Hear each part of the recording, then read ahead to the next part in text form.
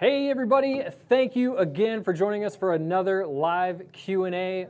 Myself, Jason, and Brian been filming videos all morning, and we've done this, I think this is our 5th or 6th time. Like that, yeah. We can't get enough of them. We appreciate everybody joining us, asking questions.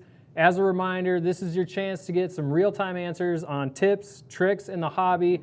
You can ask Brian anything as well. Whatever you want. It doesn't have to be aquarium related. Ask us any question you have. That's right. Like, how do I get this beautiful luster to my beard? And how can you get the grays out like mine? Yeah, which you can't. That just doesn't happen. All right. Last time we had a ton. We called it rapid fire. We're going to try to get through as many as possible, but we also picked a few from last time. So we just get started with a couple of those. Yeah, and if we can't answer your question on the live today, if we don't get to it, we'll try to get to those maybe on the next one, or if it's a question we just don't have the information for, we'll get you that answer and post it in the comments. Exactly. If you think you have a really hard question, address it to Brian so that he's the one who doesn't know, not me. There we go. Okay, so here was a really good one I liked from last time that we didn't get to. This is from Jeremy Lewis, and Jeremy's asking, is it better to run GFO or set up a refugium in a sump to control phosphate and nitrate? It's better to run GFO, set up a refugium. So I would just do a refugium. That would be my go-to. Either one works. It depends on if you've got the space for it and all that. GFO in the short term may be a little cheaper because you don't have to buy a light and all these other things, but in my opinion, a refugium's better. Yep, yeah, we're the same. So we're both penny pinchers, so you'll see that a lot from us. I would agree with the refugium because you don't have the consistent costs associated with buying more media. You just have to buy a light and then some Chaeto and you're done. Yeah, and it's just going to adjust. You know, if more nutrients are available, you're going to grow more algae, and then if it dies down, it's going to slow its growth. It's just easy, super easy. Yep. No, I like that one a lot. While we're on the phosphate question, there was another one down here. Yeah, so Will 40th. I have well water. Phosphate is crazy high. What's the best way to lower my phosphate through RODI? So we had actually kind of had a conversation about this earlier or something similar. So the easiest thing you can do is put a GFO or run GFO on your RO reservoir, right? So going into the tank. And since you don't have a consistent source, building more phosphates up, that media should last you a really long time, but that's going to be the easiest solution.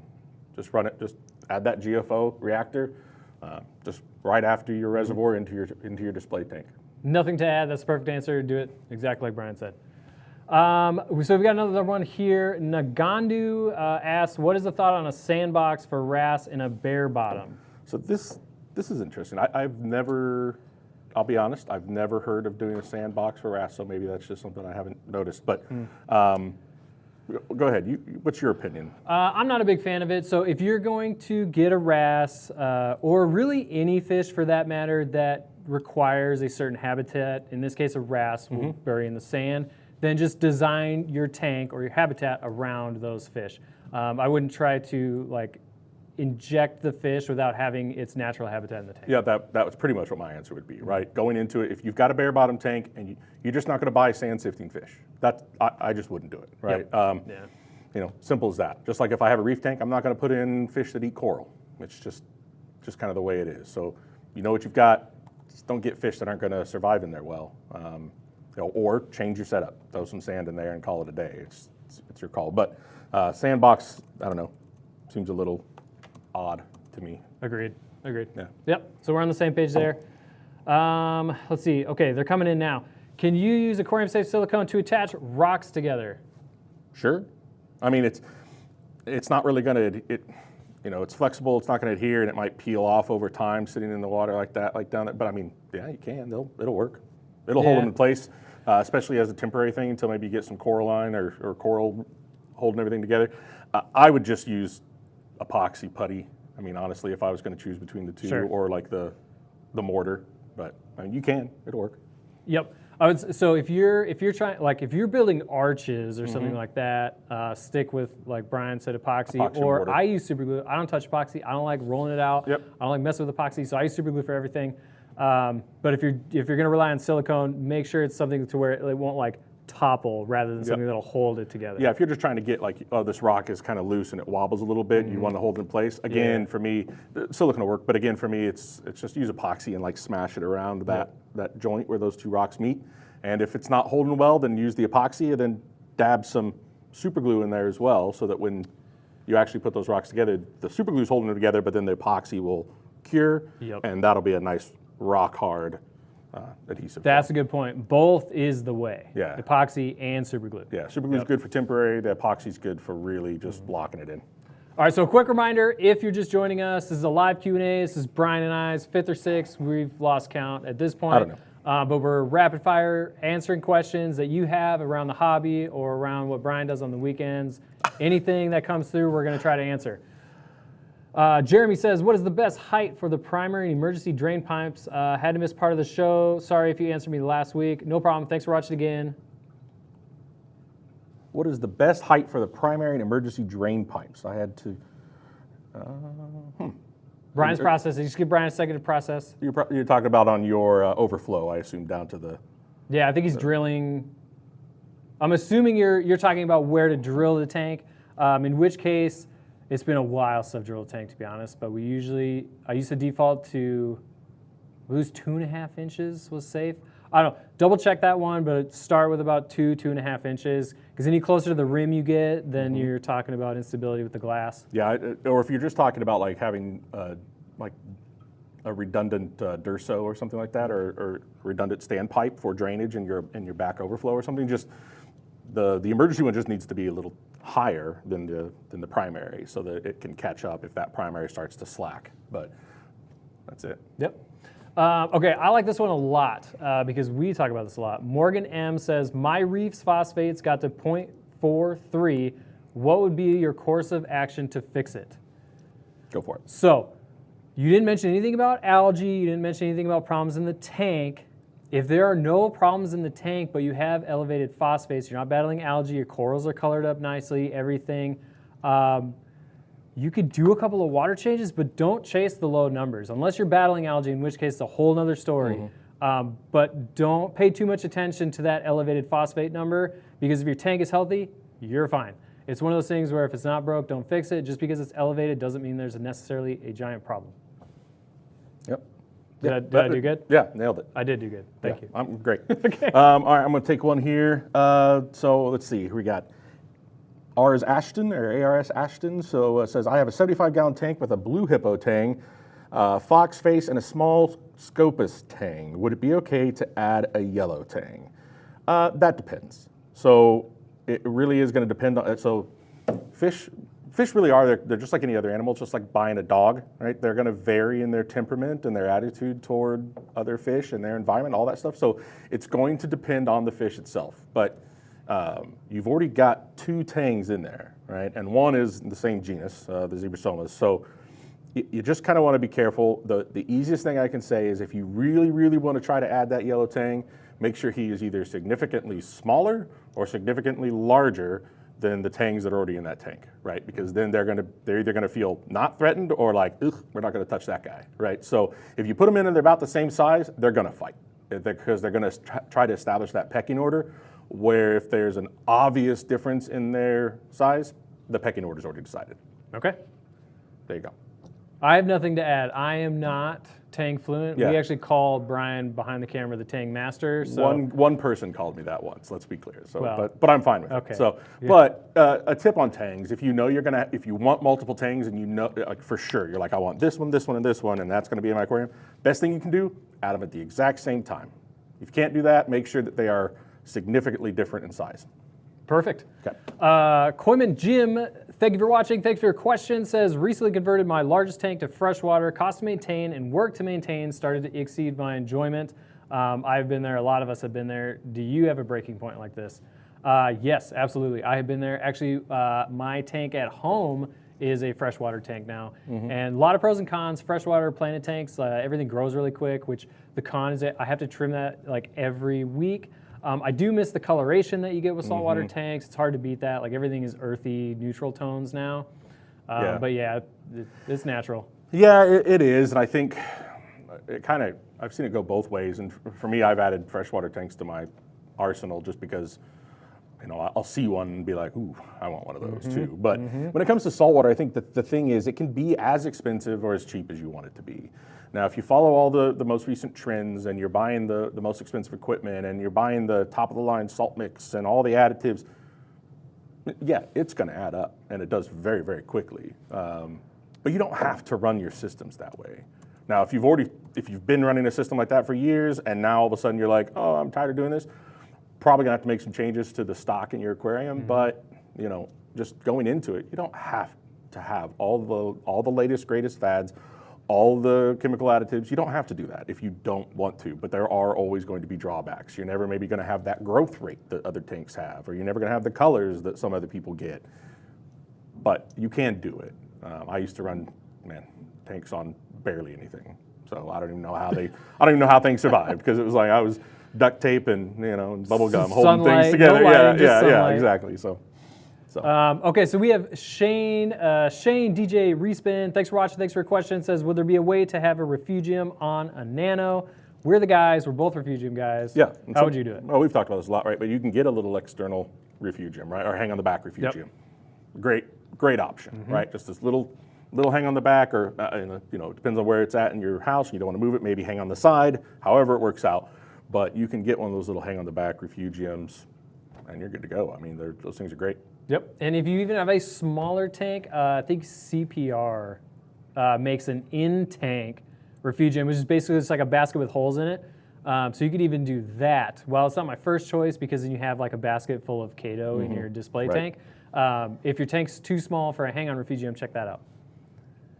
Right. This one's an interesting one. This is an interesting question, and a pretty good one, actually. So, Nagandu, hello, tank and refugium gaseous exchange question. So, should you use glass or acrylic condensation covers over the display and sump, or will that inhibit gaseous exchange? So, it depends, right? I mean, if you've got a closed up system, yeah, you're going to limit it a little bit. But my guess is you probably have a protein skimmer, or you've got a sump, you're getting some sort of turbulence in the water, from either an overflow of some kind, even if it's just in the back of the tank and an all-in-one or something. There is turbulence going on there where you're getting that gas exchange.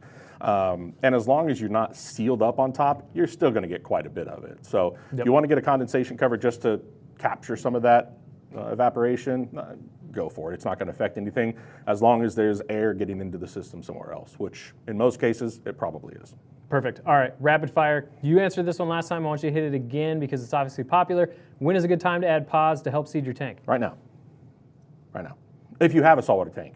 If you don't have a saltwater tank, do that first, then add pods. Good. This is good. Okay. Yeah. Have saltwater tank. Get your tank set up with fill with salt water and maybe some live rock or dry rock or whatever, some live sand. Then add pods. Right. No. So they're just great, and they survive just about anything. I mean, you can literally put them in a jar, sprinkle a little food in there, and they'll just survive for a long time, just like that. So throw them in, you're good to go. Here we go. Okay, building off of that, and a balding Wookiee, love the name. Thanks for watching. I think you've watched almost this is every like 3 or 4 times you've logged in. Nice job, thank you. I'm also going to pass this one to you. Just starting a 25 Lagoon, when should I add a refugium? Right now. Go for it. Huh? With your pods. With your pods. Yeah, absolutely, all at the same time. And for that, if you're going to go ahead, add your refugium, get it going, get some. If you're going to put some sort of biomedia in there, go for that, like some bioblocks. You're going to put some live sand, Miracle Bud, whatever you're going to put in there. Go ahead and put that in there, get that going. If you want to put some algae in there, you can. Probably not necessary early on in the cycle stage, or you may have to find yourself dosing some nitrates, which is kind of counterproductive. So don't even worry about it, right? But you can throw it in there now. Go for it. Yep. Perfect. Aaron Douglas, how do you feed the corals? How do you feed the corals? How do you feed your corals? And then I'll say how I feed my corals. I like the, here comes the airplane approach with the spoon. No. This is what I meant when if you could, okay, real quick, ask us any questions. Not a lot of people have taken us up on that. Ask any questions. Make sure you put Brian in the beginning. But see, Brian's ready to answer non-tank questions too. I'm good with it. I'll go with it. Just keep them, keep them safe for work, kids. Just anything. Yeah. As long as it starts with Brian, you can ask anything. So how do you feed your corals? So for me, what I do is I use some sort of additive, like a polyp extender, so something to get them excited. I'll feed them at usually at least 2 to 3 times a week, if not once a day, if I'm around and doing that. But I'll typically use a polyp extender, something to get everybody really excited, which usually triggers the fish too to get all pumped up and get them excited. And then I'll just dump in some either like a Reefroids or any of the AB plus Sure. food bases. But I always like to put a little bit, and I just dump it in there free. I don't even turn off feed mode with that when I do corals. When I do fish, I turn feed mode on to allow to kind of calm things down. When I'm doing corals, I leave that flow just like it is because that's how they're going to collect the food in nature anyway. But yeah, I always give them a polyp extender, then the food, whatever that's going to be. But you can always change that up to vary the diet a little bit and then give them all kinds of stuff. Yeah, so I like that you said that because we've done a lot of BRStv videos on flow, the importance of flow for your coral's health, et cetera.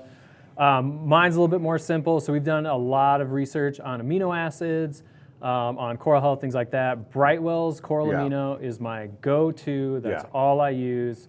I dose aminos as well, just to get that pop of color. But I mean, that's sort of a side thing. Yeah, there you go. So you really can't go wrong with either of them. A lot of it comes down to the coral type too. I usually do a lot of SPS tanks, in which case I do a liquid food like Brightwell's coral amino. But if I was doing like a Euphilia garden or something like that, then Reefroids, like you mentioned, or Reef chili are great options. Yep. Great. Hold on. Okay. Matt Schwint, thank you, sir. He's taking it to heart. He said, Brian, what is your favorite sandwich? There we go. Right. Hey, I love it, man. For me, it's going to be anything with a good amount of meat. Obviously, look at me, meat and cheese on it, right? So, I mean, I will say, a good Reuben is always nice. Yeah. Oof. Brian's, okay, can we prevent the food? Brian and I haven't eaten today. They've been working on us filming videos all morning. Yeah, and we're trying to convince them to buy us lunch, but it doesn't seem like it's going well. So. Well, now you got a better shot. Blue Basin Aquatics, can the BRS 2-part be mixed? Can be mixed more concentrated? No, so we typically don't recommend mixing it more concentrated. I'm sure you can to an extent, but you'll have precipitation issues. And there's a lot of research that went behind that, the whole 2-part method in general, right? And then you're going to throw off how much you can dose, things like that. So I typically wouldn't do it. We used to get that question a lot many years ago, and it would be the same answer then. I would stick to what works. Everyone's doing it this way, just do it that way. Yep, for sure. Nothing to add there. So I'm going up to the top here. This is kind of a tougher question, but I wanted to address it because it was one from a previous video, I think. So Brace Yourself podcast, I've been having a precipitation issue. My alkalinity drops so fast, as much as a point a day.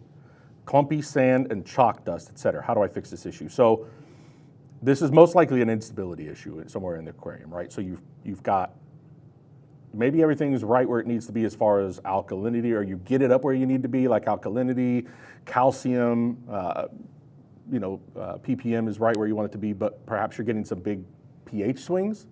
A really high pH swing could cause that precipitation to occur. Or if you've just got so much calcium, you may be overdosing on your calcium side, and that's just just reaching a point that, again, you just get a little bit of a variation because it doesn't take much, right? It's literally a point that it has to go in one direction, and you get precipitation. So make sure you've got everything where it needs to be and it's staying stable. If you're getting any big swings in, say, pH, that could be a culprit. I would definitely check, make sure you've got plenty of flow, which I'm guessing you probably do. But check your calcium levels too. If they're creeping too high, you may just be trying to add too much. So maybe dial back on that. If you're using a 2-part, just add some alkalinity for a little while and let that buffer out everything, and maybe just relax. You don't always have to it is a 2-part additive, but that doesn't mean you always have to add both parts at the same time. Yep, exactly. Okay. Austin Deppenbrock says, I think about getting a 25-gallon lagoon, mainly SPS corals. Would a single XR15 give me enough power for the tank? It's only 12 inches tall.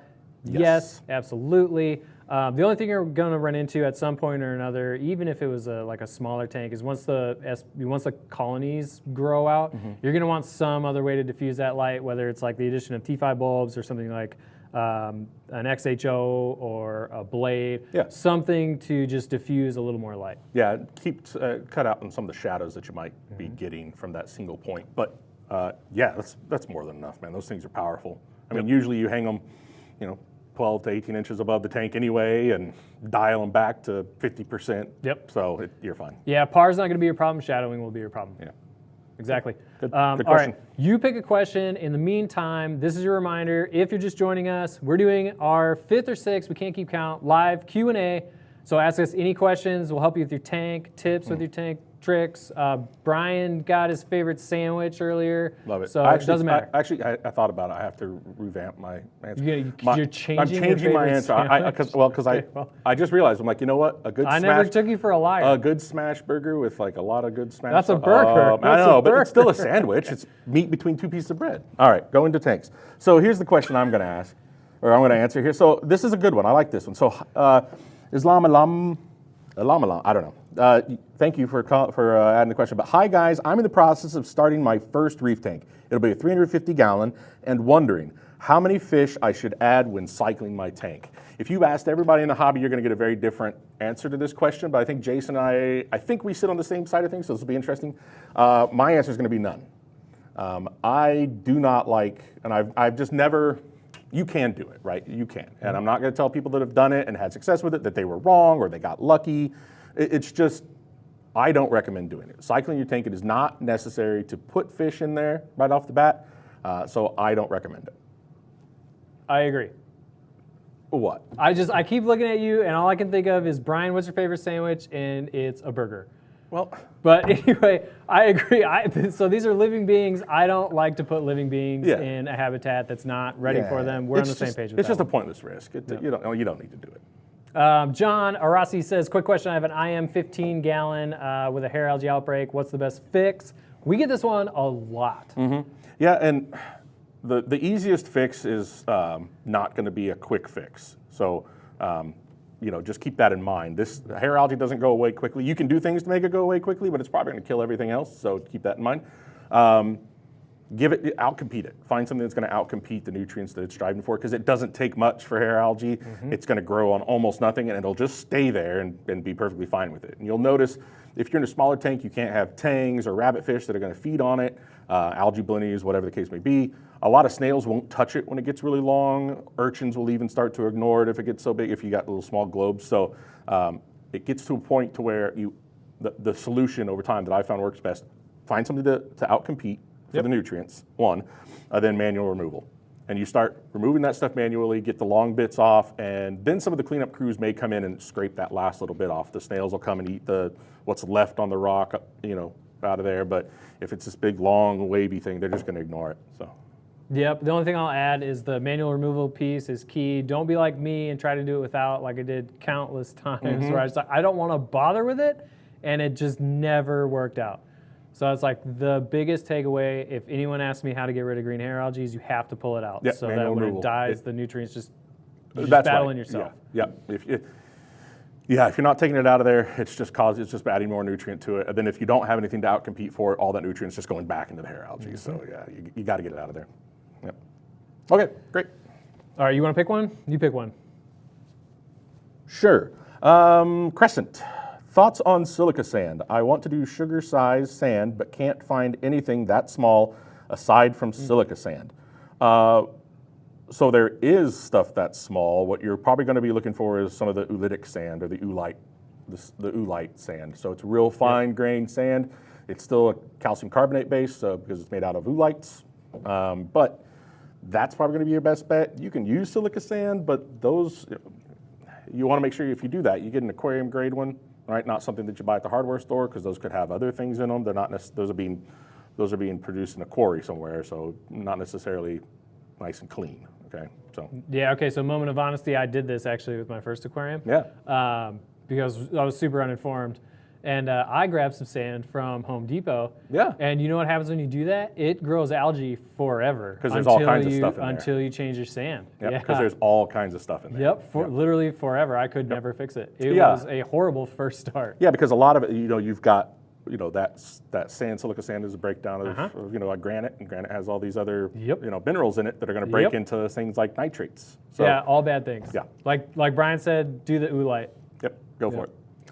What else do we have here? Dylan Tenbring says, hey, I'm getting my first 120-gallon tank completely set up for reef, but the fish I'm in love with leaning towards a Fowler tank. What are your opinions? Well, I'd be curious, Dylan, if you want to comment back in there. You know, what are some of those fish that you're thinking of? That'd be an interesting question. You know, I get it because there is just some gorgeous fish out there. The thing to remember too, if it's a lot of these fish that are a lot of fish that are not reef safe, that people are often like, "Ooh, I want one of those," right? They're also a lot of times, in my experience anyway, they're also fairly difficult to keep fish. So you really need to decide what's more important to you, the reef tank or the fish only. Or if you really want to, one of my best opinions, I think, would just be to do both. So have a reef tank and then set yourself up a fish only with live rock tank. Sure. You know, maybe a smaller tank if those aren't huge fish that you're looking at. Like, but if you're wanting some big angels and things like that, yeah, best bet is just to decide which one's more important to you and put that other one out of your head. I've gone through the same thing before. So. Yep, agree. I'm a coral snob, so I would never really set one up. Right. But I mean, when I go to certain places and I see a fish-only tank, it's got these beautiful big angels in it. I'm just like, oh my gosh. And they're easier, right? Because you turn out the lights with algae issues and things like that. But yep, take Brian's advice because I'm a coral snob. Yeah, just decide what you want. What's more important, go that way. There's really not much you can do. You're forcing the situation in some cases, and either your coral or the fish are going to suffer. So. Yep. Morgan M says, have you guys tried the AquaReady Sigma 1 media reactor with GFO, and would you recommend it? I have personally used the Sigma 1. Yeah, so if you're looking for like the compact all-in-one, pump connected, you don't have to have the separated pump, kind of like the BRS reactors, you have to run lines and everything. 100% works really well, and yes, will work with your GFO. Really good choice, especially for something compact. Okay. Yep. Here's an interesting question. What's this? Arbor Press. What's your opinions on the decorative, bright, colorful sponges? I assume you mean living sponges, not like the plastic ones that you're putting in there. So, or maybe that is what you're talking about. I don't know. If you're talking about the plastic decorative ones that you buy from, from pet wherever, whatever box store you're going to, it's not my bag. I mean, if you like it, great, go for it. I mean, my approach to aquariums and reefing is like, if you're happy with the aquarium that you've got and the organisms inside of it are healthy and surviving well, do you, man. You do you. You enjoy it, right? Whatever you want. If you're talking about living decorative sponges, just understand the difficulty in keeping those, right? So sponges are filter feeders, and they filter constantly. That's all they do. So you're going to have to make sure you provide nutrient for them. That's it. So just be aware of that. They're not going to be the same as like coral in your tank. They're not necessarily, they're not going to be photosynthetic. They're not going to require that same type of environment. So just keep that in mind. Yep. Austin Deppenbrock coming up with the follow-up question. Austin, thanks for watching. Thanks for the multiple questions here. Will a single XR15 or Hydra Edge 44 be enough par for SPS in their 25 lagoon? This is 11 by 22. So just to reconfirm, yes, 100% XR15, plenty. Since you mentioned both lights, the Hydra Edge being new and it's got the excellent shimmer. I look over here because we've got one running on the tank here. I would probably go with the new Edge because I like the shimmer and the control with that one. Sure. So you can't go wrong in either case, but if I'm spending my money, I'm picking up an Edge. Yeah, and if you're doing like a lagoon like that too, or just any tank, right? If you know you're going to have one single light source, structure your rock, your aquascape to account for that. So if you've got like a nice central outcropping and all your coral are going to come off that, a single light source is going to look awesome. Yep. Because everything is going to come up and sort of grow into that light. It's going to look great. So design your aquarium around it. Okay, I haven't reminded everyone in a minute. If you're just joining us, this is Brian and I's. I'm going to go with 6th live Q&A. We are rapid firing, answering as many questions as we can to help you with your tank tips, tricks, problems you're having. Doesn't matter. Throw in the comments and we'll answer as many as we can. Yep. Corusado down here, heading to first Reef convention this weekend in Denver. Awesome. Any recommendations on what to bring? You go first. Yeah, I like this one. Okay, so I do too. Your first one is always the best one. You don't realize like how much is going on at one of these things until you go. I could never get out of there without buying something living. So bring like a small cooler, lunch, that was the first thing I was going to say was a cooler. Yep, Styrofoam cooler. Some type of cooler to put yeah. livestock in, because it's super hard to walk through those places. There's usually like a bunch of good deals, really good looking corals, unique stuff that you may not find at your fish store. So I always try to take advantage when I'm at one of these trade shows and get stuff that I don't typically see locally. Yeah, that's a great. So my first one was going to be a cooler. If you don't have a cooler, if you forgot one, start asking around at some of the livestock booths, especially if you buy something from someone. They may have something that they brought that they're not going to use because they've sold enough stuff. So you can pick up one of those, but yeah, take a cooler, whatever it may be. The biggest thing for me is just make sure you give yourself plenty of time, because you're going to want to look at everything. And as it's really difficult too, unless you're going there with, you know specifically that you're going to look for something, which is a good thing to take with you. Like, what are those top list items that if I know I see, I'm going to buy? Yep, like, make a list. Because if you see it and you're like, ooh, I like that, but I'm not sure. Then you walk around the whole thing and come back, then it's gone. You're gonna kick yourself. So make yourself a list of, here are all the things that I most definitely want, and if I see one, I'm grabbing it. Do that, and when you see them, as long as it's not crazy and you know what you're getting into as far as cost and all that, get it. Yeah, that's it. Yeah, that's about it. Yeah. Ashwin wants to know, what reactors should we have in a 100-gallon? So this was a bit of a loaded question. Yeah. I'll start with, really it just depends what you're trying to do, right? If you have elevated phosphate, you're looking at GFO. I will say that in every tank I run and will continue to run, I will have a reactor with carbon, just simply for the clarity. Also, like any smell from the water that might go in your home. I run carbon 100% of the time, but if you're not fighting anything, then I would just say run some carbon. Right. Yep.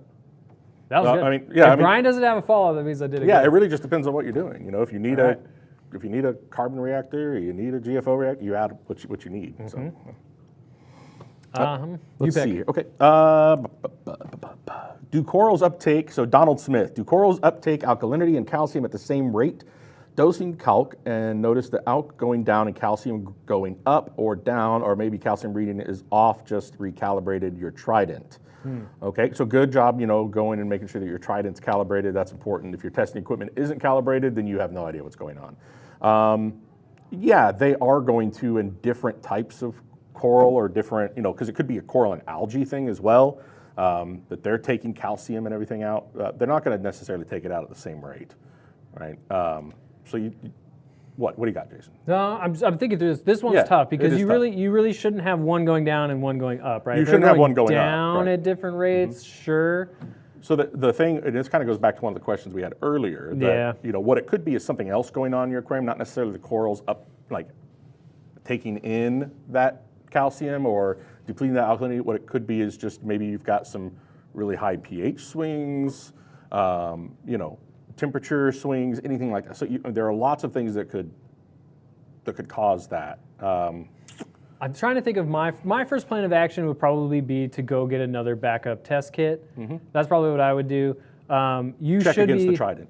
Yeah, or if you have another test kit that you're checking against the trident already, get another test kit, because this one is weird, right? You should be dosing at the same rate with basically every two-part I can think of. Yep. You should be dosing at the same rate. If they're changing like that, it could be an issue where like one is precipitating if you're not dosing into a high flow area, something like that. Right, because that's a good point. And there's another part of that. If you're dosing, let's just say you have a 100-gallon aquarium and you're looking at the back of your two-part dosing or your caulk, and you're like, oh, okay, this is how much it needs every day, and you're dosing that much. Well, if there's nothing in there taking that out, right, like that calcium, there's nothing in your tank taking that calcium out.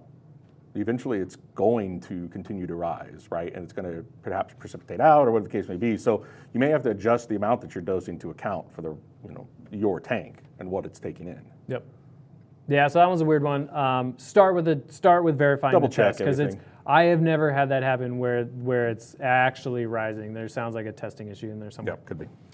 Brian Pasil, hey guys, how do you test for phosphate if algae is consuming it and test shows 0?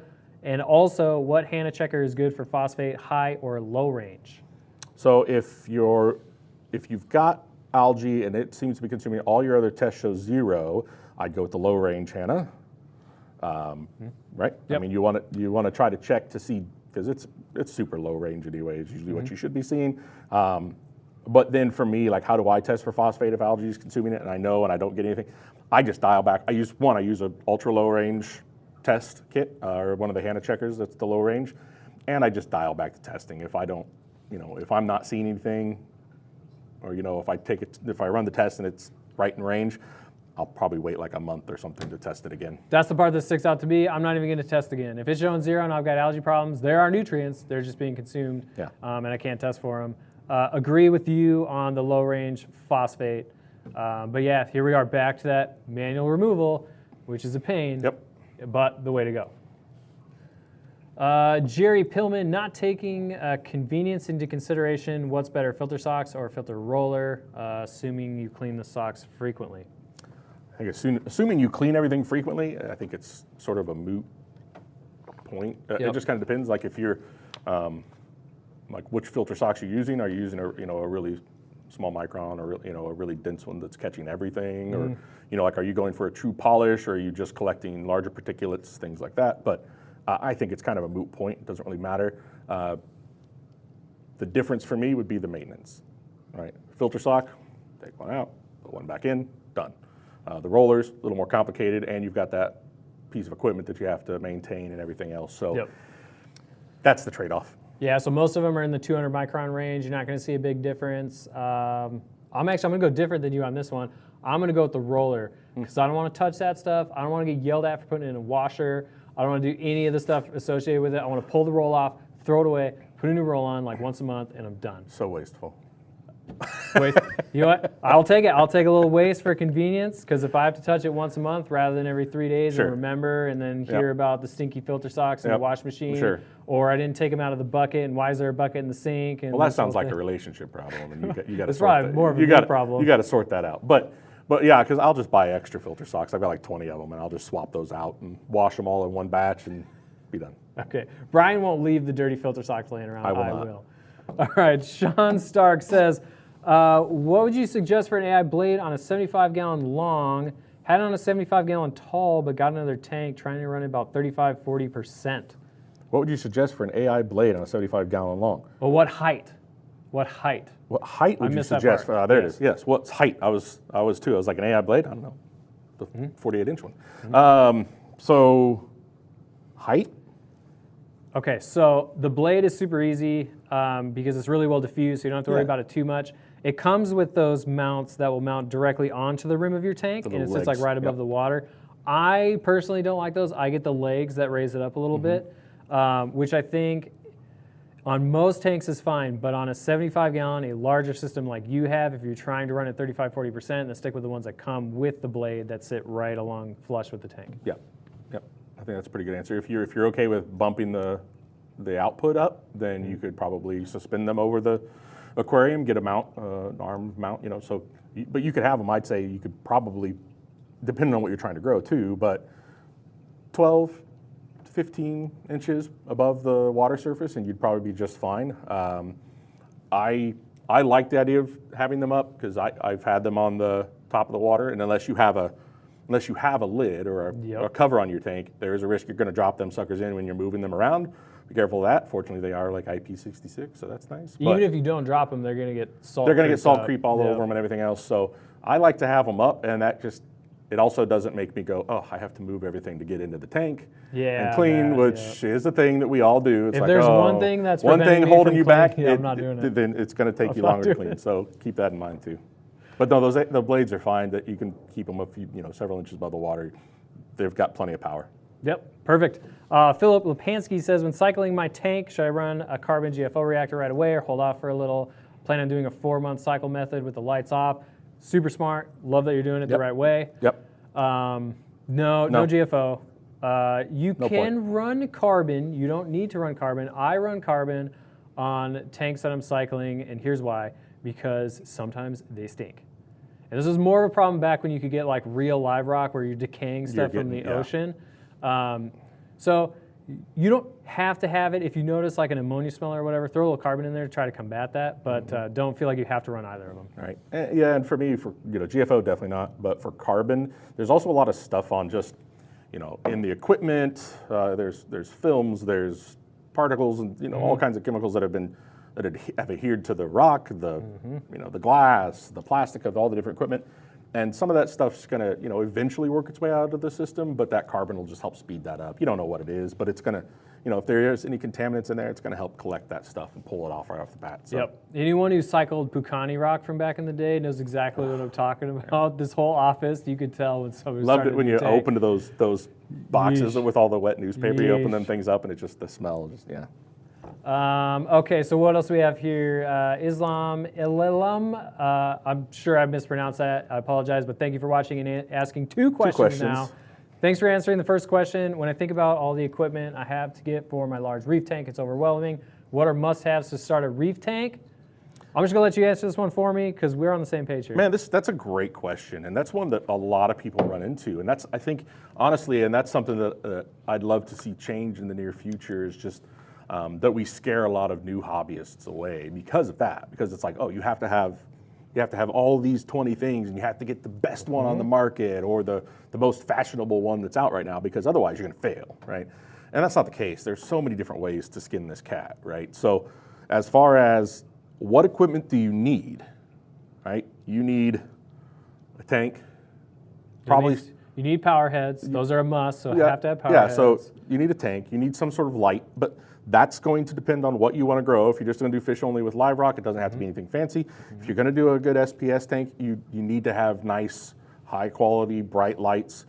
But you don't have to buy the most expensive ones. You can get something that's on the lower end and it'll still work fine for you. Just keep that in mind. You're just going to lose some of the bells and whistles, maybe some of the build quality. In my opinion, you're going to need a refugium or a sump with some, that's part I algae was growing for. in Yep. it. Yeah, we're on the same page there. I mean, and really that's it, right? I mean, those are the main things. You need a tank, something for it to sit on probably, but that can be anything. Yeah, lights, some sort of filtration, at the very least, some biological filtration, water movement, and heater. There we go. Good one. The Thank you, heater. But yeah, aside from that, here's the deal. It can be super simple, man. Brian and I are on the same page with this. Forego the skimmer, do the refugium. You may not need a reactor at all, especially if your refugium is large enough, or your light's good enough to keep up with the nutrients. Brian and I are both super keep it simple. Now this guy, Islam here, he's going with a 350-gallon tank, right? That's his first reef tank. Which, way to go big, buddy. I like it. Kindred spirits there. But if you're going to have a lot of fish, things like that, you're going to probably want to have, say, a protein skimmer at some point in time, things like that, but because it'll just make your life easier. But it's not necessary. So just keep that in mind, right? And if this is your first tank and you got a lot of growing to do, you got a lot of room to build still, a lot of stuff to figure out. One, it's going to be a really exciting journey. Just don't get yourself don't get in over your head with all this equipment that you don't understand or don't know how to run, trying to keep, livestock that you're not sure about yet. Start slow, let that system build with you. In like 5 years, man, that tank is going to be sweet if you just take your time with it. That's the thing too, is so start simple, like both of us typically recommend, and then while your system is cycling and you're doing it right, you're doing a long-term cycle, do the research and decide what you want. But don't let that stop you from diving into the hobby. Yeah, because absolutely. It's really easy to just start overthinking all this stuff. That's right. Because if you go and buy, $10,000 worth of equipment, you're not going to sell it again later on if you decide you don't need it for $10,000. So you're going to get very little out of it. So keep that in mind. You can always upgrade, but downgrading comes at a cost. Yep, sure does. Philip Lepansky says, what's a safe solution to clean tank glass just received from a delivery? This is pretty easy. So since there's nothing in there, it's not really important. I use isopropyl alcohol. Actually, I use a mixture of isopropyl alcohol and water. The same stuff you like TV cleaner, typically the same thing. I don't know if you have anything different. No, that'll work. Yeah.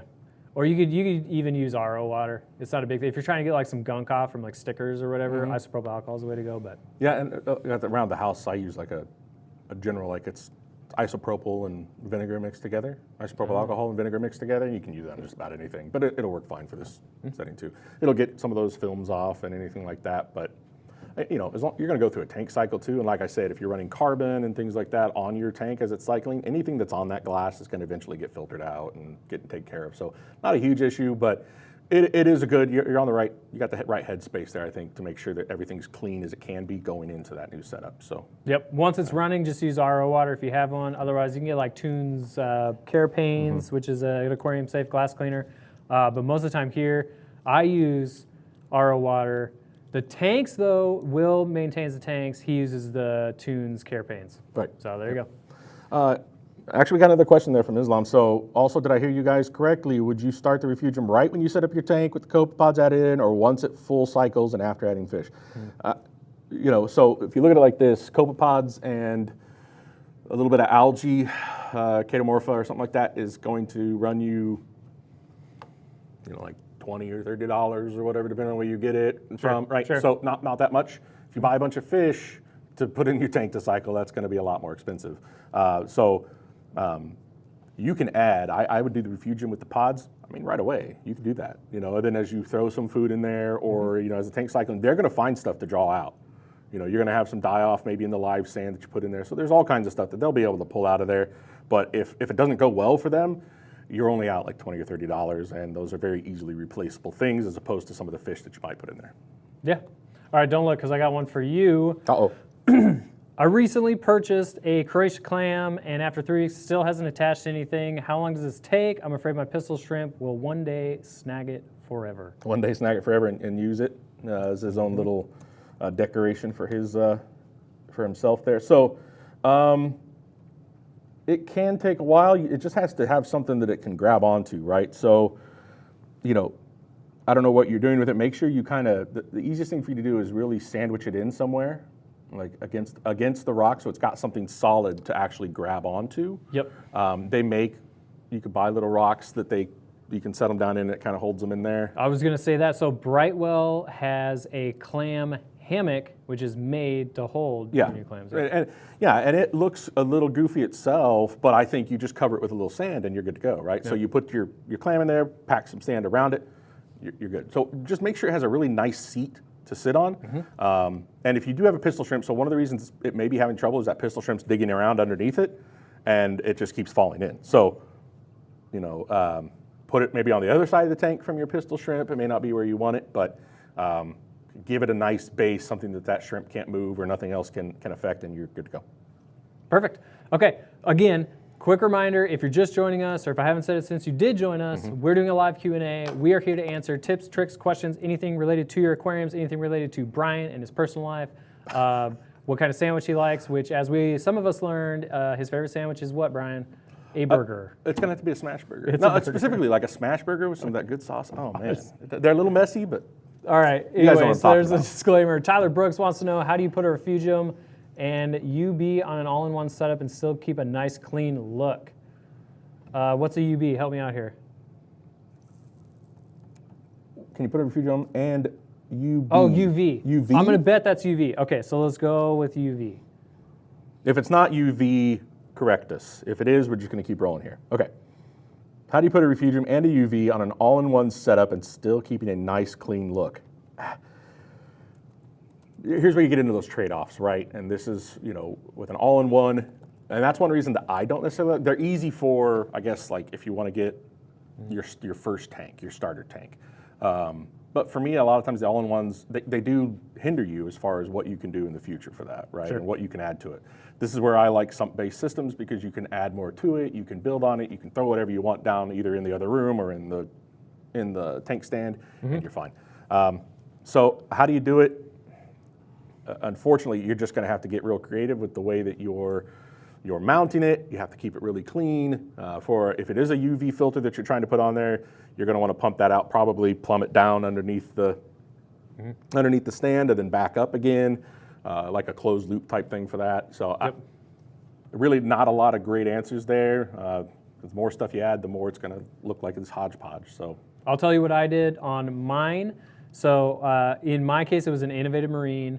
It was a 15, or it was like the older 16 gallon. I don't know. It was like anywhere from 15 to 20 gallons. I think it was a Nuvo 16. I took so you can cut off the background if you didn't know that. Innovative Marine has a stick-on light specifically for that. So do that for your refugium, which will keep it clean. Even though your chamber is smaller, I never had an issue. I just had to manually remove Kato more often. I think I did it like once a week. And then as far as plumbing a UV sterilizer, run a feed pump from the return section of your Innovative Marine tank, convert that pump to RO tubing, get some black half-inch polyethylene tubing, and you can use the push connect elbow connectors to make a really nice clean line that doesn't loop the tubing. Sure. Yeah, so I did this exact same thing. It looked great. There you go. Well, great. Yeah, awesome. Great that you've actually had that experience. So that's cool. All right, you pick one. Philip Lipansky. So it says sand or bare bottom. I figured I would go bare bottom for longevity. If this is like your first tank, you just don't know. Sand or bare bottom. So this is really just a preference thing in my mind. It's what you think looks better. Or if you know you're going to go with a lot of flow and you just don't want to have to deal with shifting sand, then bare bottom's your way to go if you want that really nice clean look. I've never really cared for the bare bottom look, right? So I'm a sand guy, and I've had tanks that have ran for 10 plus years with sand beds and never had a problem, never at all. Yep. So I think there's still some debate out there whether a sand bed really does cause problems. I'm also not a sand cleaner, so I'm not going to get in there and actually siphon the sand out. We don't like maintenance. I'm just going to let it go. I will get snails and crabs and fish and starfish, anything that'll clean that sand so that I don't have to. That's what's going to be in my tank. So I'm a big sand guy. I just think it looks. I personally just think it looks better. Yeah. But I understand the bare bottom. I've seen some bare bottom tanks out there that are absolutely phenomenal, so I'm not bashing it. It's truly a personal preference.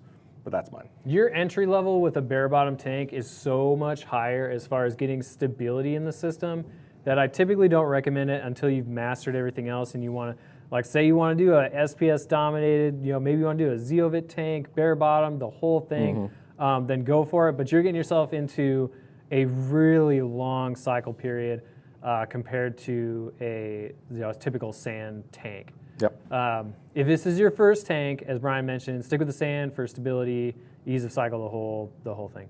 Yep.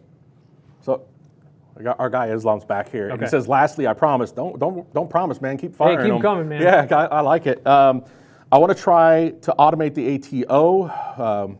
Yeah. So would you do this right away when starting the tank, or just wait? Since it's a big tank, what would you do? Since it's a big tank, I definitely would do it right now. That's my opinion. I would do it immediately. It's just going to help you maintain that stability that you're looking for, right? Yep. So, and if you don't do it now with the setup, once you get fish and everything else, it may be, or some other equipment, it may be harder to find a place for it, and you're going to be like, I'll do that later or whatever. So, I guess knowing myself for sure, I would put that thing in there immediately. 100% of the time, I'm 100% on the same page with Brian. You're going to get to week 2, you're going to be topping off some water, and you're going to be like, this is Sucks. not, with the big jugs, especially in a big tank like that, you're going to go through a lot of it. Get yourself what I would get a really good, honestly, a 7-stage RODI unit if it was me, a nice big reservoir, and an ATO system and get one with I prefer solenoids over float valves, but you can have a float valve in there as a redundancy. But yeah, I'd set it up right away. One less thing you have to deal with. Agreed. Andy Fan says, hello, I'm running an AI-52 on my SPS tank. Should I choose an XR30 Gen 4 or stick with an AI-52? Thanks a lot. Okay, so the Gen 4, I'm going way back and the Gen 4 is considerably newer than the 52. So there'll be an upgrade as far as controllability, things like that. The Radions, also the spectrum and everything involved, they are typically our go-to for coral. So it is a phenomenal upgrade. That said, you could probably still get away with that light. So what you're going to gain is a little bit better spectrum, more intensity that you probably maybe don't need. Who knows?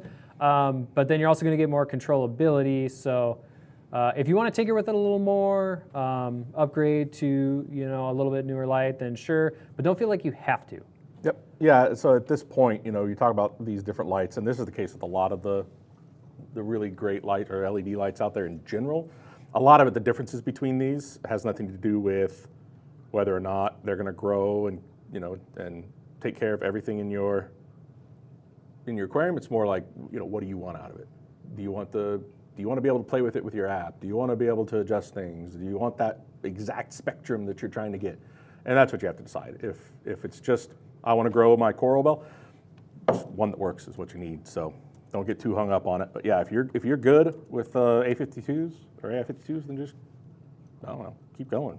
Unless you can get a really good deal on like those Gen 4s or something, and then why not? But Yeah. This one is going to be right up your alley. Reef on the Couch says, what coral should I put in my grandpa's reef? Nobody better to answer that question than you, right? Well, I can tell you right now, keeping reef tanks for a long time, and anybody that has, I see what you did there. Grandpa's reef. It took a bit. It took a minute for me to catch that.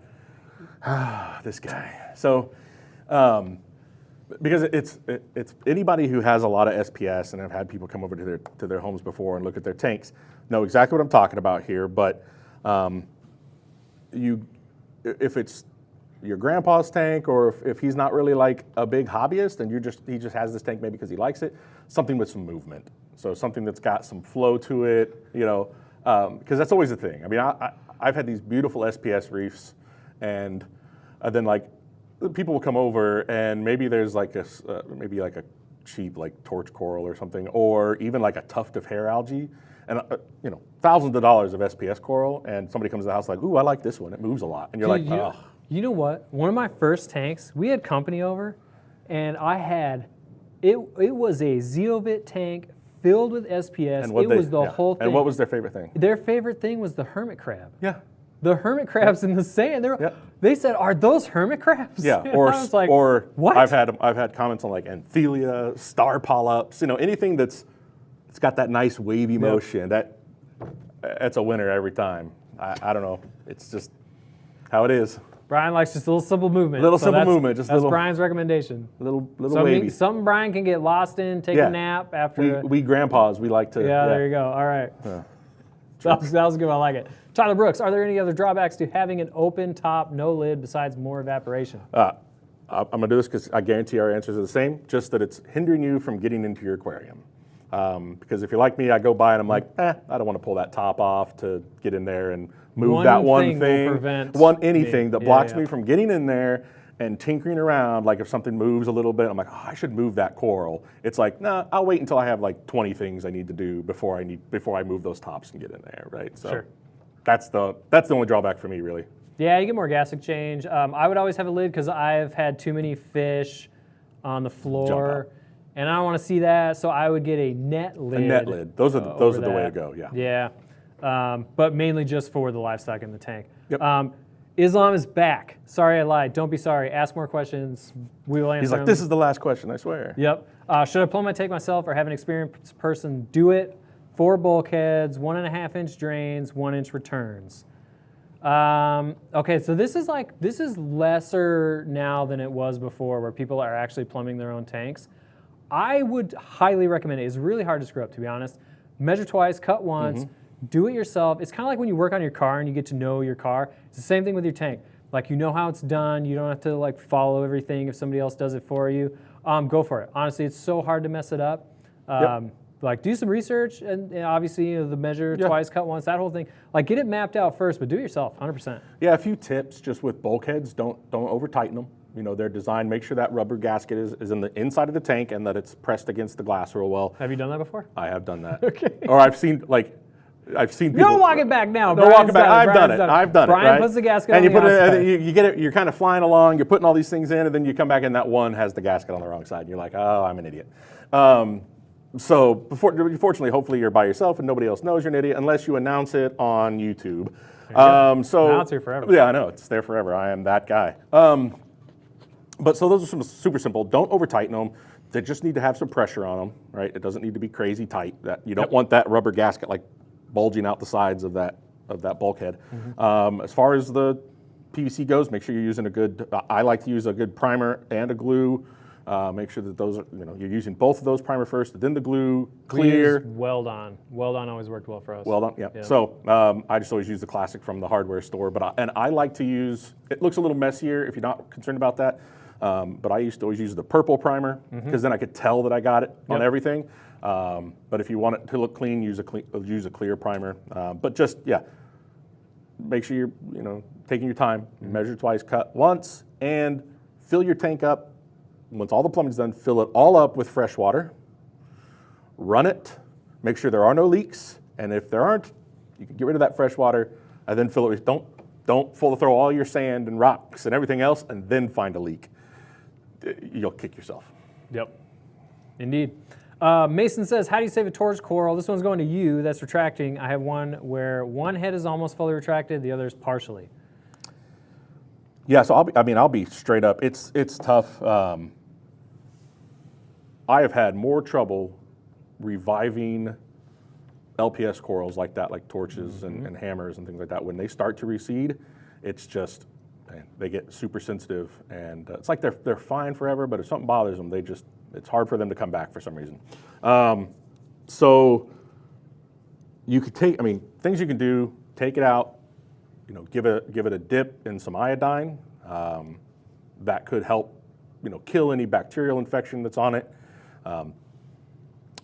If that could be the problem with its receding, it may be getting too much light, maybe getting too much flow. So actually a good thing to do is move it down lower in the tank, somewhere where it's sort of out of the way. It's not getting blasted with too much flow. It's not getting too much light. Give it time to recover, right? So you're not going to kill it any faster by doing that. So just get it down there, let it relax. Yeah, like I said, just decrease that intensity that's hitting it and hope for the best. Honestly, make sure your parameters are correct. And this is all assuming that is the case, that your water parameters are all good. There's nothing crazy there, but just give it a dip and then set it somewhere out of the way in your aquarium. If that's not possible, you might want to think about maybe treating the entire tank with a little bit of iodine every now and then, so Lugo solution, something like that. And if it's a big colony, maybe remove the offending heads and just get rid of them altogether. There it is. Philip says, is there a place you would recommend to get quarantined fish? Oh, it's been a while for me, to be honest. I'm not one to quarantine. So here's the thing: is unless you already have a relationship with that store, or somebody's been around for a really long time, I would probably still quarantine. It's escaping me right now, and there is one store. Yeah, it's kicking me. We're probably looking for the same thing. The Hold on, exact give me a same. second. I don't know why. I can't think of it right now, but I'm drawing a blank. Just give us a little intermission. I'll answer another question while you're looking that up. How about that? No, that was it. Marine collectors. Marine collectors. Thank you. Gosh. See? Okay, so Elliott Marine Collectors. That's the way to go. Marine collectors is the spot. If you don't want to do the work, you're going to pay for it, but it's going to be done right. Yeah. So there's your. So if you're just going to go and you're going to get any whatever fish, and you see one at the store and it's nice and healthy and you want to go for it, fine.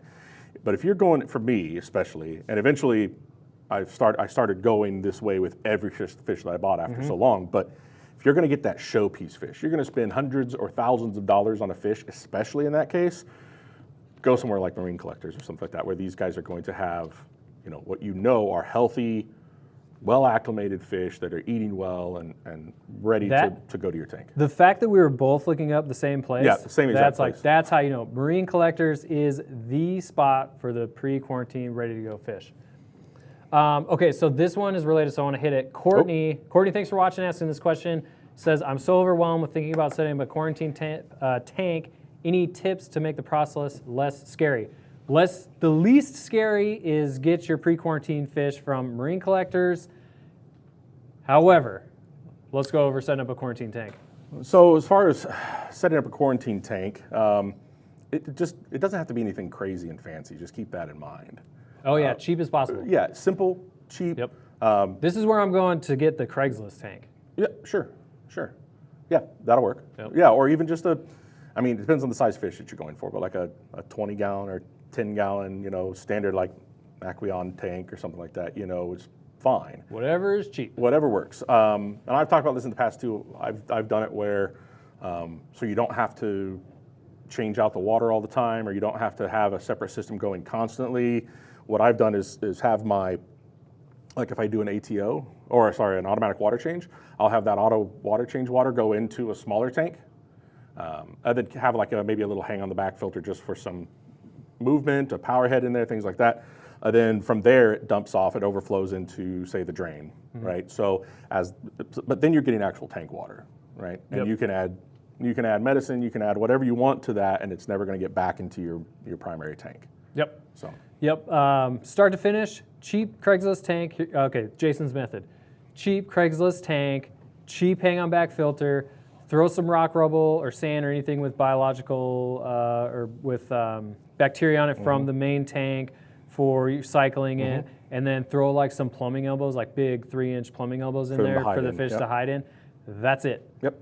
If you're spending more than what's like $50 if you do the Craigslist method, then you did it wrong. Right. And that's why I like it's same concept, and then I do that auto water change method that I've talked about, because then you don't have to have a bunch of, you don't have to generate salt water, wait for that to mix too. When you come home, you've got, if you're an impulse buyer especially, you come home, you've got that quarantine tank ready to go. You can put them in, you can start treating them right away. Oh yeah, and then a big concern with quarantine tanks, ammonia. Seachem makes those ammonia watch things. Get one of those. Those are awesome. Yep. That's it. That was the last thing I could remember. Okay. You pick. All right. Jim Rich, what is your question here? What's the best way to move an anemone from a smaller tank to another one without moving the rock it's currently attached to? Can I take this one? Go for it. Make it mad. You're just gonna make it mad. Yep. Just put a power head on it. Obviously not like really don't blasting blast it because but you'll tear it apart, but make it uncomfortable, unfortunately. put a power head on it, like wiggle it around, just get in there, just get it really angry and it'll detach. I've done this in the past too, and I don't know if necessarily it's the right way to go. It's bad because you're stressing out this organism, right? So moving an anemone is always a challenge. But I've taken RO water and I've frozen it into cubes, and I'll take cubes of RO water and I'll dip it in and hold it against its foot. Okay. And it doesn't like that. It doesn't like being cold. I'm sure not. So it'll retract and it'll pull off of there, right? And it works. And then it's briefly mad because it's like, but what year was does this go the off there. method? What year was this the Yeah, method? what year did we Would have been about RO ice cubes? 18. No. Okay, that's what I figured. Okay. I don't know. So back in the Well, there's two different methods at least. Back in- RO ice cubes. Or, back in the early aughts, Okay. Yeah. Okay. All right, well, there's two different ways for you to do it. Just saying. All right, you pick one. Okay. Here we go. Philip Lipinski. What is a good sand or substrate for high flow SPS tank? So that's going to depend on who you ask again. But if you go with some people, they're just going to say none, don't do anything at all. I do a nice fine sand layer, like maybe an inch or two. Then I'll put something a little coarser on top. So I like crushed coral. Sure. Just kind of on top, or you get something that's 3 to 5 millimeters in size, and that's pretty good for just like an overall covering. And then you can get maybe some really coarse stuff to kind of add to those hot spots where maybe you've got a power head hitting the glass and pushing everything away. You can throw something a little bit heavier there. I've talked about this before too, but one that I used to like was Carib Sea had a line called like Aruba Puka. And it was great because it had crushed shells and corals, and then it actually had a bunch of small shells in it, and it was always fun because as soon as you add hermit crabs in there, they go around, they get all those brand new shells, and so they always have that constant replacement, because that's something people don't think about. Things like hermit crabs, they need those shells to upgrade to. So, Yep. My go-to, because I've done a lot of high flow SPS tanks, is special grade from Carib Sea. It's a larger grain, but it still looks natural. Just to throw it out there, if you're not doing a super high flow tank, then I prefer the Fiji Pink because it looks really nice. Yep, there you go. Creative Coral says, I have a 25-gallon nano reef with a floating aquascape cemented and glued to the back. It's not removable without causing damage. How should I go about moving this tank? C4 maybe. C4 maybe. I mean, C4 would probably do it. C4 is the way. It's really the only way. Really, honestly, you might be going overboard. Maybe just some M80s or something. Okay. So yeah, it's kind of hard without full context there. I mean, I assume you can still pick up, like it's attached to the tank itself. I assume you can pick up the tank and move it, but I don't know if it's attached to the back. It's going to be tough because you don't want that thing to drop. Yeah, I would never move a glass tank with something in it like that, especially like rock. Right. What you could do. In the 1800s, what Brian? Back in my day. No, what would you do? What I would probably do is find something to pack around that aquascape, right, or that rock sucker. Okay. So find something that's not too heavy that you can pack around that, so that if it does break loose, it's not going to clunk to the bottom. It's less likely to vibrate loose, anything like that. I keep thinking like these, I don't know if I can get your hands on, but there's these foam, like shipping packs, you know? And it's like a bag, and you crack it and you shake it up a little bit, and then it expands. Oh, but you could take those and like put a couple of those in there, let those expand, and those would just lock that thing in place. That's not a bad idea. They use those for like pre-built computers, hold GPUs in place and stuff. You know what I'm talking about. If you can get your hands on a couple of those, which you probably can these days, like go on Amazon or whatever, but that'd probably work pretty well, because you stuff a couple in there, they'll squeeze against the glass, they'll squeeze against that rock, and keep it from going anywhere. Okay, when you come back next time after you tried to move the tank, if it doesn't work out, then let us know if Brian's method worked or if you should have just stuck with my method of just don't move it. Yeah, just don't move it. I mean, not moving it, that's the easiest way to make sure that it doesn't mess up. So. All right, you pick another one. All right, let's see here. How about, our boy Islam's back. Love you, dude. All right, so only because you asked for more questions, here's another. For 350 gallons, would you start with 300 to 350 pounds of live rock? I'm looking at live rock at $6 a pound, which will run me a lot. No. Not even close. I'd cut that in half. Yeah, same. I would probably do like 150, 200 pounds. Yeah, now if you're talking about live rock, or you have a source for actual live rock, or are you going with like Marco rock or something along those lines, like a dry rock, reef rock, whatever it is? Yep. Yeah, honestly, 20 years ago, I'd have said, 300 pounds of live rock, so you can build that nice big wall of rock, right? Because that was the thing. Nowadays, now we're going for these more minimalist, open space rock structures, which are better. They provide more water flow. You're going to probably need about half that. So I wouldn't go with 300 pounds. I'd go with something like 150. If you want to play cautious, go 200, and then you can always have some extra rock. But I like to buy a little more than I need, just so I have choices and options when I'm trying to place everything around. I always end up with extra, which means I just need to set up another tank. This is going to be a really involved tank to aquascape. Like, that's a lot of rock to put together. Yeah. Definitely no go on 300 pounds. Or like you said, you're going to end up with the rock wall. And that's a great size tank. I would if it was me, either do a really, really complex, like open, branching rock structure, or a nice, flat shelving outcrop of some kind, or different bars of it or something like that would look really cool. Like look at some of the tanks that like Worldwide Corals and those guys do some really cool stuff with like shelf rock. Check those guys out. Perfect. Was it Eve Ginny says, the more information I get about algae control, the more confused I am. They say low nutrients, and others say I have high nutrients and no algae. What's the consensus? Okay, I like this one because we get it. Every single one of these live Q&As we've done, we get algae question, algae question, algae question, and everyone's going to go through it. So it's manual removal. Worry less about the nutrients, because you're not going to be able to adequately test for nutrients when you have the algae consuming nutrients at a high rate. So pull that stuff out of there, do some water changes. That's pretty much it. I don't test when I have algae problems, because it's just going to confuse me more. Right. Yeah, it really does depend. I mean, the problem is it's just when you get algae, and people out there, I think in the reefing hobby, if you have never had an algae outbreak, it's just you've gotten really lucky, or you've done a really good job. You've set up so many tanks that now you've kind of got an idea of how to prevent it. But I mean, I still get them every now and then, and they're just a pain. So there's not a bulletproof answer. If you get it, you can get it. You can get an outbreak of it. You just have to treat it. One of the best things you can do is just as soon as you see signs, you start treating it immediately. Again, manual removal, whatever the case may be. But the biggest thing is just, regardless of whether it's low nutrient, high nutrient, it needs to be outcompeted. You have to find a way to outcompete those nutrients for something else. Perfect. Okay, Islam's back, so I don't want to miss these. We've got two questions. I like this live event brought to you by Islam. There we go. How hard of a rule is the 1 to 1.5 pounds of live rock per gallon of water? It is not a hard rule. Nope. Don't follow it. We just said cut that in half for sure. You'll be 100% fine. Don't worry about that. And then would you start with all of your live rock right away? Yes, 100%. Yep. I don't want to mess with it. Plus, changing your aquascape like midway through is such a pain. It's not fun. It's never going to be the way you want it. It's just going to like dry out. Yeah, you've got this idea. You're like, this is wet. how it's going to look, and it's not going to look Yeah, like you're that. going to get water everywhere. Yep. Yeah. So do it once. Like we said earlier, start with the 150, 200 pounds, somewhere in there.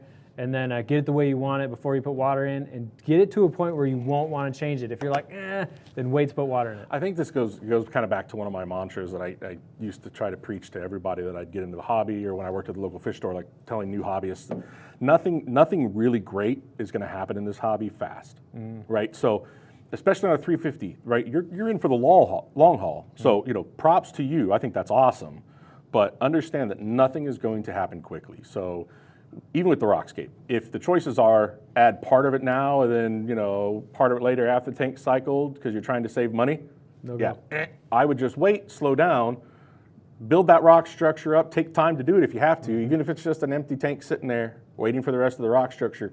Do it that way and then fill it. It's just it's going to pay off in spades. Don't try to do anything quick in this hobby. Yep, couldn't have said any better myself. Okay, so we have one more. It's not a question, but it says, Trippy Miggy says, huge fan of the channel, guys. Hey, thanks, Trippy Miggy. Trippy Miggy. Thank you for everyone who's watching. Thank you for all the questions. I think we're going to wrap this one up, right? Looks like, let's do one more. All right, Brian's going to do one more. How do I stop my Cato from getting everywhere? All right. That's the question. How do I stop my Catomorpha from getting everywhere? I assume you mean everywhere in like your display tank, right? Because you break off a little chunk and it goes through the pump and up and into your display tank. Easiest thing, get yourself an algivore or an herbivore of some kind. Sure. If your tank's big enough, I mean, rabbitfish is a bulletproof one. They're going to eat just about everything, tangs, stuff like that. There are some smaller fish. An urchin will eat that stuff, but other than that, manual removal. Don't mess with it all the time. When you need to go in and trim it up, go in. Do a nice big clip and leave it alone. Don't fuss with it. Maybe add a little mesh or something like that on this side of the baffle before that water goes into the final stage of your sump. Whatever you can do, but it's not the end of the world. Just if it's getting into your display tank, put something in there that's going to eat it. Yep, that's the biggest thing. It's not the end of the world. It's not a big deal. Yep. Keep it simple. But that was a ton of fun. Awesome. Thanks for everyone for watching. Thanks for all the questions. We'll see you next time. Thanks, guys.